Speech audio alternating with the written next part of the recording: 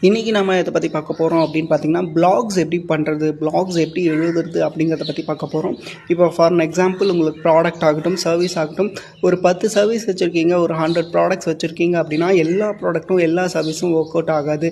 அதில் வந்து ஒரு 3 சர்வீஸ் எடுத்துக்கோங்க, இல்லை ஒரு 2 சர்வீஸ் எடுத்துகிட்டு அதை வந்து நீங்கள் ப்ரைமரியாக ஃபோக்கஸ் பண்ணுங்கள். எது உங்களுக்கு மணி சர்வீஸோ, எது வந்து மணி அதிகமாக ஜென்ரேட் பண்ணுதோ அதை வந்து நீங்கள் ஃபோக்கஸ் பண்ணி பிளாக்ஸ் எழுத ஆரம்பிங்க. ஃபார் எக்ஸாம்பிள் எஸ்இஓ சர்வீசஸ் அப்படிங்கிறத உங்களோட ப்ரைமரி சர்வீசஸ்னால் எஸ்இஓ சர்வீசஸ்க்கு உண்டான ரிலேட்டடான எல்லா கீவேர்ட்ஸும் எடுங்க. ஃபார் எக்ஸாம்பிள் நிறைய கீவேர்ட்ஸ் எடுத்துகிட்டு எது வந்து அதுக்கப்புறம் வந்து செக்ரிகேட் பண்ணுங்கள். எது வந்து மோர் சர்ச் வால்யூம் இருக்குது, எஸ்இஓ டிஃபிகல்ட்டி கம்மியாக இருக்கோ அதுக்கு ரிலேட்டடாக நீங்கள் வந்து பிளாக்ஸ் எழுதுங்க. இப்போ ஃபார் எக்ஸாம்பிள் டிஜிட்டல் மார்க்கெட்டிங் அப்படின்னு சொல்லிட்டு டிஜிட்டல் மார்க்கெட்டிங் சர்வீஸ் பண்ணுறீங்க அப்படின்னா அதுக்கு ரிலேட்டடான கீவேர்ட்ஸ் எடுங்க. Digital marketing for doctors, digital marketing for restaurant, digital marketing for schools, அந்த மாதிரி நிறைய இருக்குது.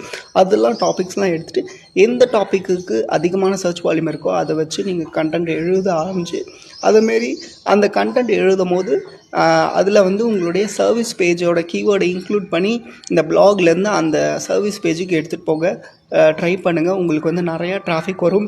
நீங்கள் அடுத்த வீடியோவில் எப்படி நம்ம டாப்பிக்கில் அத்தாரிட்டி க்ரியேட் பண்ணுறது அப்படிங்கிறத பற்றி பார்க்கலாம். உங்களுக்கும் எஸ்இஓ சர்வீஸ் பண்ணணும் அப்படின்னா எங்களை கண்டிப்பாக காண்டாக்ட் பண்ணுங்கள். உங்களுக்கு தரமாக உங்களுக்கு வந்து பண்ணி தருவோம்.